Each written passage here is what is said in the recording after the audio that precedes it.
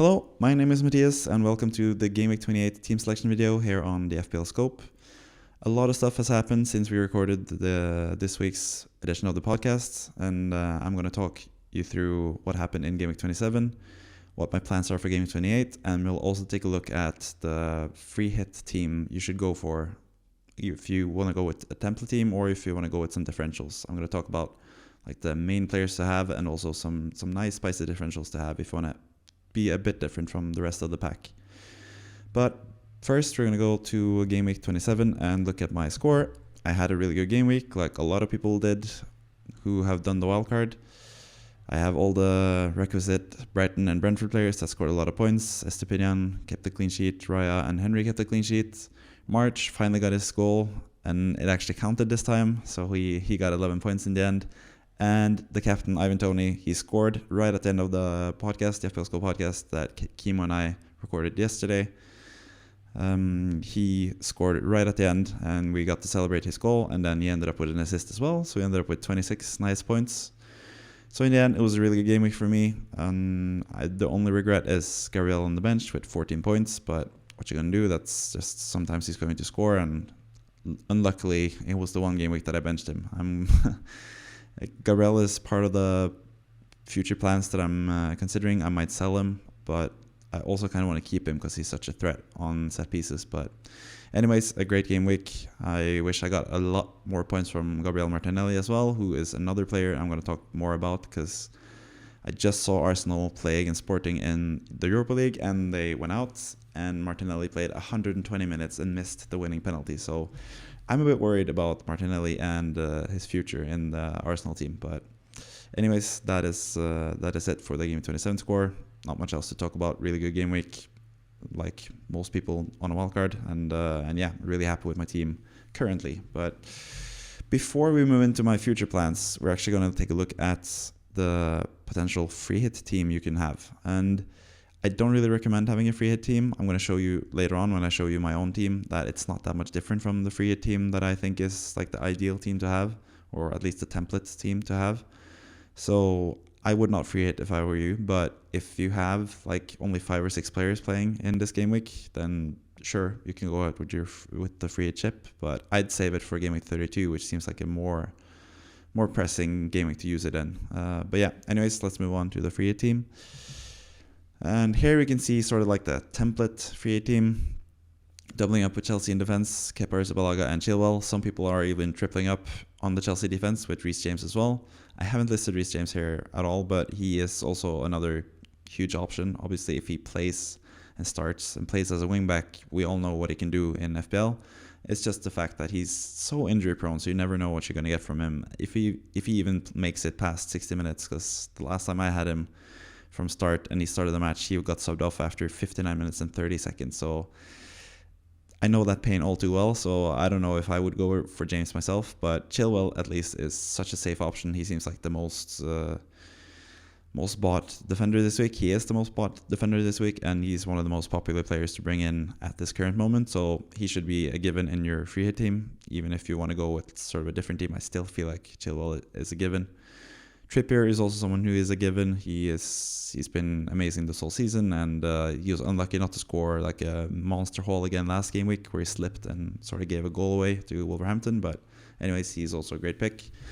And then finally, Arsenal defender as well. I've gone with Zinchenko here. He also played 120 minutes for Arsenal in the Europa League, so who knows. But Gabriel, who is the other potential defender to have from Arsenal, also played the whole match. So yeah, both those guys are really good picks, but I still think Zinchenko is the better pick, even though Gabriel scored recently. Zinchenko is the more offensive player. He's closer to getting assists. I guess Gabriel is somewhat more of a goal threat on set pieces, but Zinchenko also takes a lot of shots, so he could easily score as well. So he's a good pick.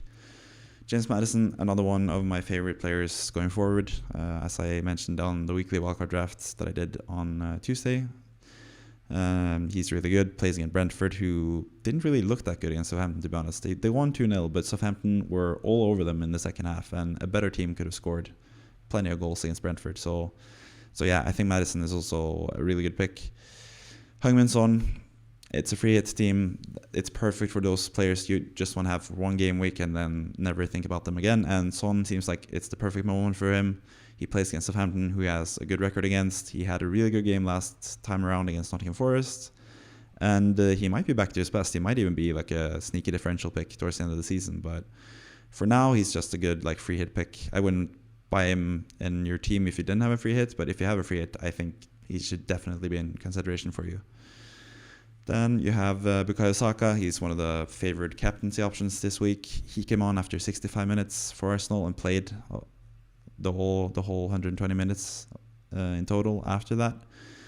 And yeah, he scored his penalty in the penalty shootout, and he's going to be starting again for Arsenal. He's always going to start for Arsenal, and that's why he's such a good pick. You know he's going to start every game, and he's on penalties. So yeah, but if you want to have a little cheaper midfielder for Arsenal, it is Martin Ødegaard, who actually took the first penalty. I don't know the significance of that. I still think Saka is the penalty taker for Arsenal, but Ødegaard took the first one and Saka took the second one. I thought that was a bit interesting, but anyways, I think Ødegaard, I personally think is a better pick than Saka. He is cheaper and he's been scoring pretty much the same amount of points as Saka this whole season. So I think Ødegaard is the better pick because he's also nailed for playing time. Like him and Saka are the two players that will play every single game week for Arsenal, and that's why they're such good picks. I originally had Martinelli in this team. I have him in my own team, and I was actually going to captain him. More on that later. But after playing 120 minutes in the Europa League, he seems like he's going to need a rest, and especially also since Gabriel Jesus started this game, I didn't think he would start already. Jesus. He started and he got subbed off at the half, and I think also the halftime sub was sort of slightly forced as well because they already had used two substitution opportunities in the first half, so they only had one substitution opportunity left in the second half.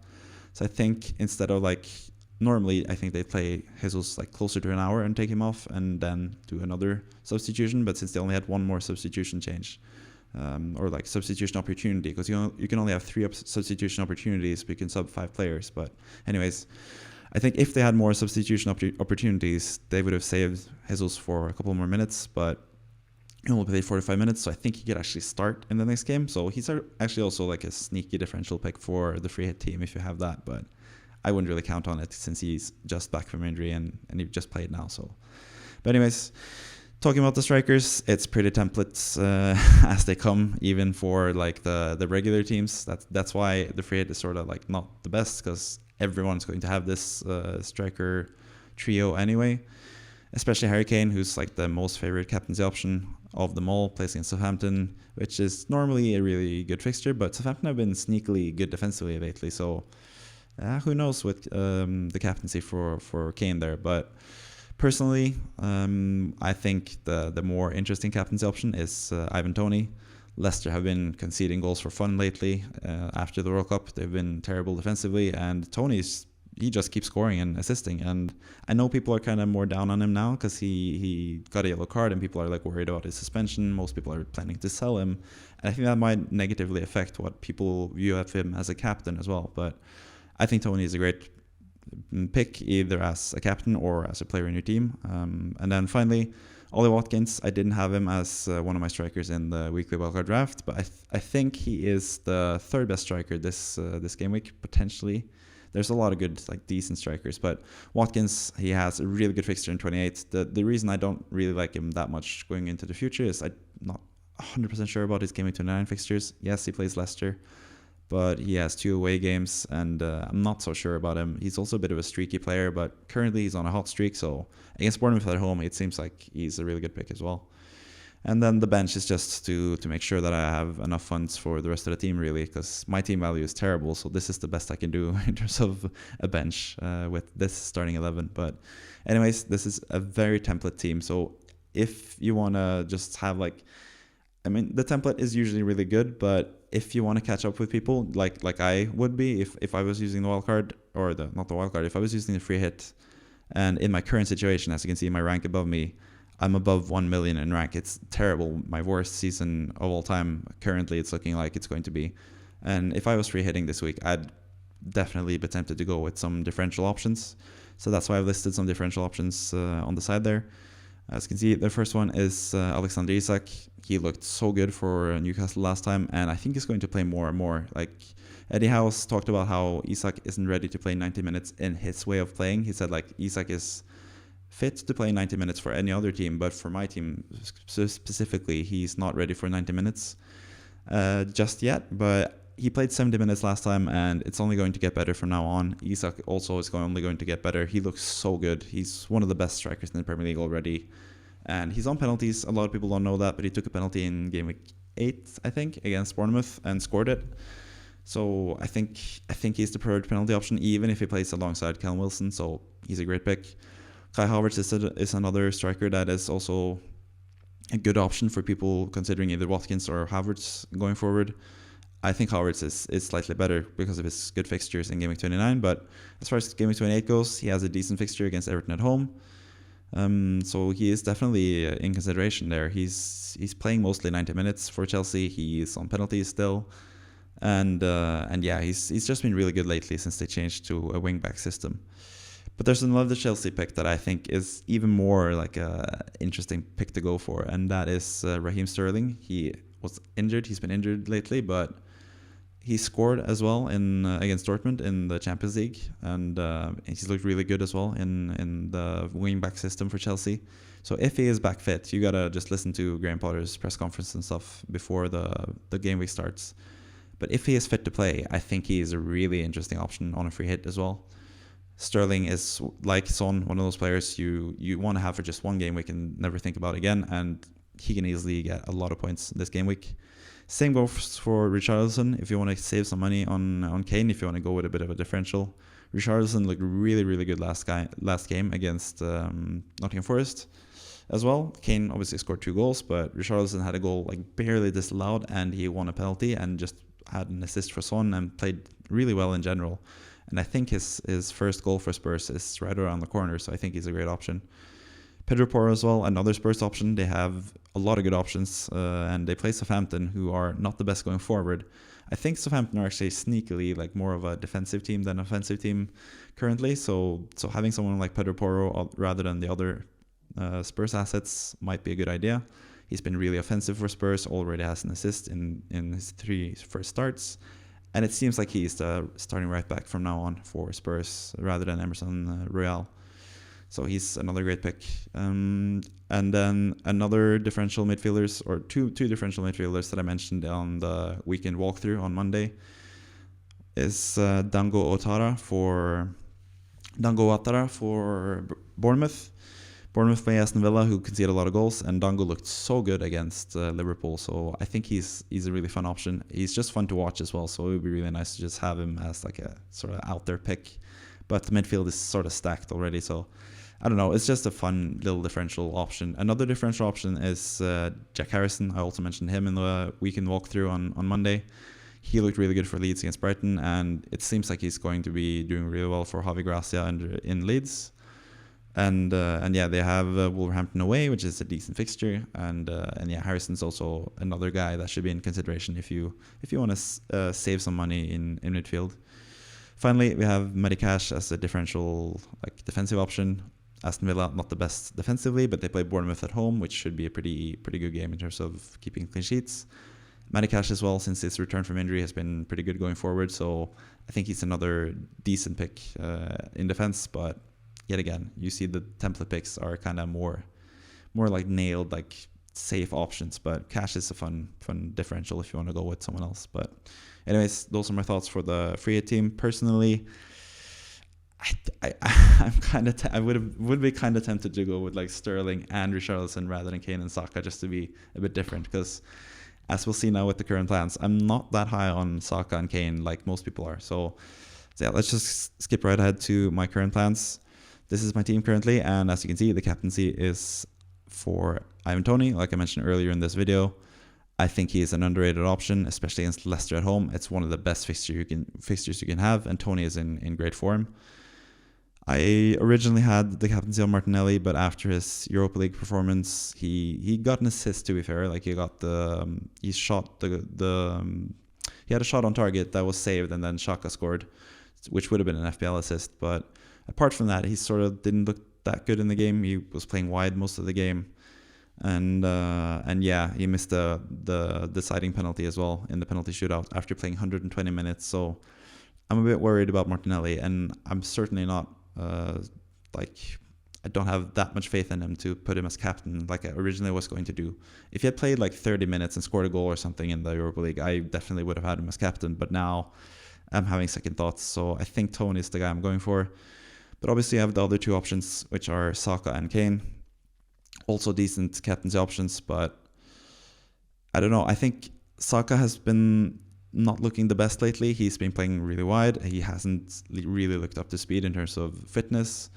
He didn't start against Sporting in the Europa League, but he came on after about 60 minutes and played about 60 minutes as well. So didn't get much of a rest, and he seems kind of tired currently. So I don't know. Saka is still a great option. Arsenal always not concede. They create a lot of chances offensively. And Crystal Palace at home is a game that they can win like 4-0 like Spurs did when they played Crystal Palace. And that's when Kane had his huge haul with 16 points earlier in the season. And Kane is obviously still a great option. I have the vice captaincy on him currently. But I don't know. I think Southampton have been better defensively than they've been giving credit for under the new management since they sacked Nathan Jones. So I'm not 100% sure about Kane, and I'm also a bit unsure about Kane going forward now. Basically only because I don't have that much money left in my team, but that might affect how I view Kane. Maybe I'm downplaying how good Kane is now because I kind of want to sell him just to have more money. But anyways, speaking of that, we're going to talk about the future transfers as well, now that we talked about captaincy. The main move this game week seems to be selling Haaland for one of the strikers, either Watkins, who's the most popular pick, Havertz is another really popular pick, or going with someone else like Isak, or potentially even Iheanacho or Joao Felix. But personally, I'm also considering just keeping Haaland.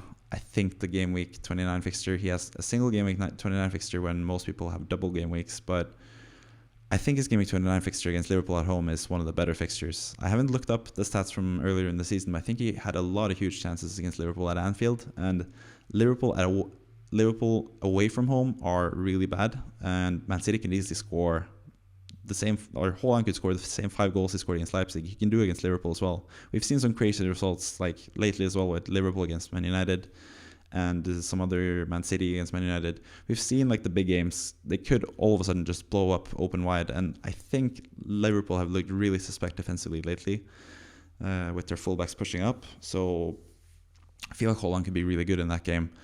And I'm thinking also Haaland compared to Kane.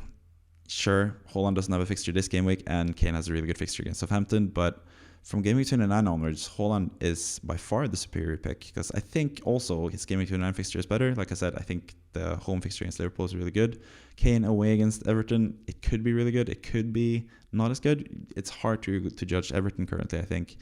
Under Sean Dyche, they sometimes seem really good defensively, and other times they don't look good defensively at all. So who knows who's going to show up? But that's the thing also with Spurs. You don't know who's going to show up. So yeah, I'm not going to sell Kane this game week, but I might sell him eventually because I need the money for Bruno Fernandes eventually and Liverpool players eventually. So I don't really want to keep Kane that long. It's just the fact that he has the game week 31 fixture against Bournemouth at home. He has really good fixtures until game week 31. So yeah, it would be kind of difficult to sell him, but I think I might have to eventually. But anyways, that also affects my the plans for bringing in Fernandes and Liverpool players eventually also sort of affect my transfer plans. Ideally, if money was not an issue, I think I just still go with Haaland to Havertz and Rico Henry to Chilwell.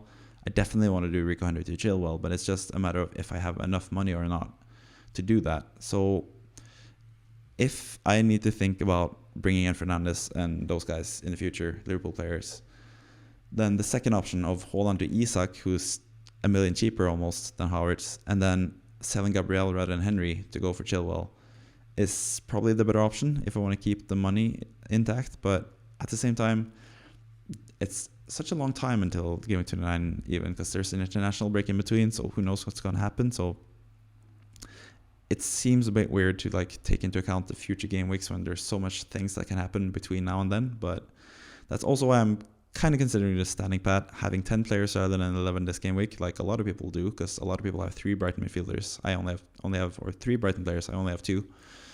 So yeah, that's one of my options. So just looking at the current plans and the future plans, we can take a look on FPL.team and see what I eventually would do if I kept Haaland.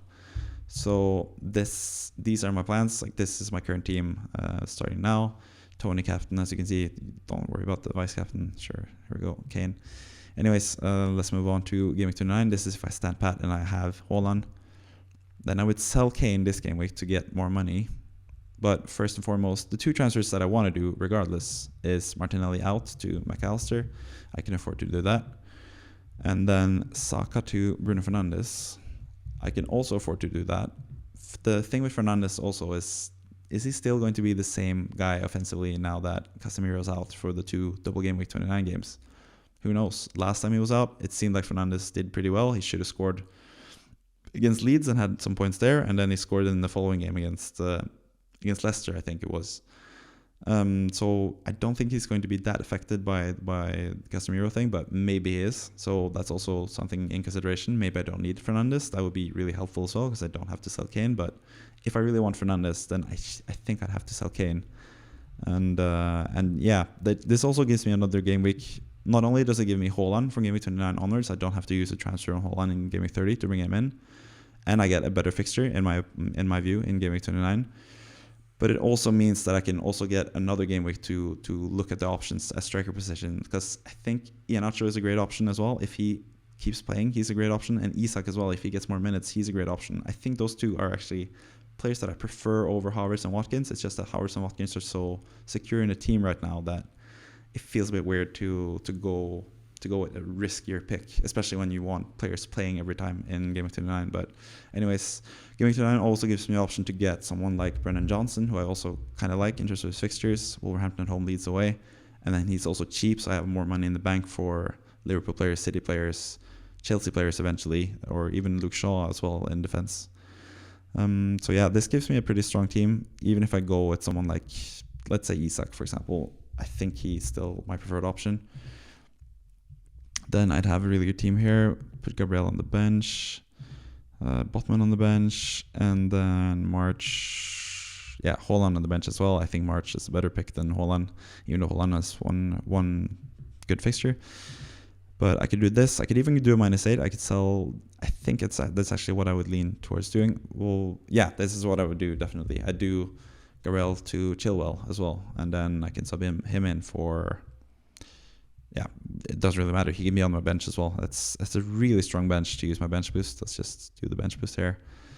That would give me 146 points predicted, which is kind of crazy with a 8-point hit. But I also did not do any transfers or did not do any hits in game 28. So I also save a transfer there, and I also save a transfer in game 30 because I already have Haaland. Rather than having to buy him back for Tony, I can just have him in place and start him. And yeah, but this is pretty far into the future, so doing these changes is probably not that important. But anyways, that's why I sort of like keeping Haaland. I save myself a transfer. I can sell Kane instead in the next game week, and I feel like Haaland is better in game week 29 anyway. And also Tony, like I said earlier, I kind of like him a lot. It's just the fact that he has 9 yellow cards, so with the next yellow card he's going to be suspended. So that's why it's kind of an issue having him, because you never know when he's going to get suspended and you need to do another transfer, another -4 hit. So that's kind of why it's appealing to sell him. But he could survive even until game week 30, game week 31, game week 32 even, without getting the yellow card. And if it does, he's still a great option. He has Newcastle in game week 30. In game week 31, he has Wolverhampton. That's another good fixture. Game week 32 is likely when I would free hit.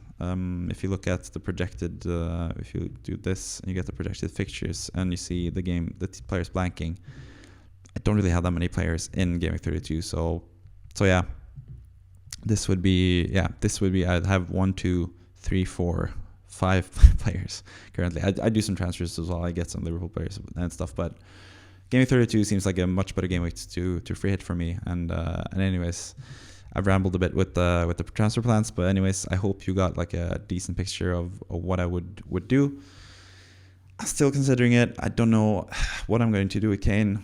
Obviously, what he does against Southampton could also affect what I do in future game weeks, but I don't know. It feels like I can save the transfer with Haaland and potentially just keep Kane rather than getting Fernandes in next game week if I have to. But anyways, it's also just my thoughts for the future game weeks. I'm going to talk more about that in the coming weeks.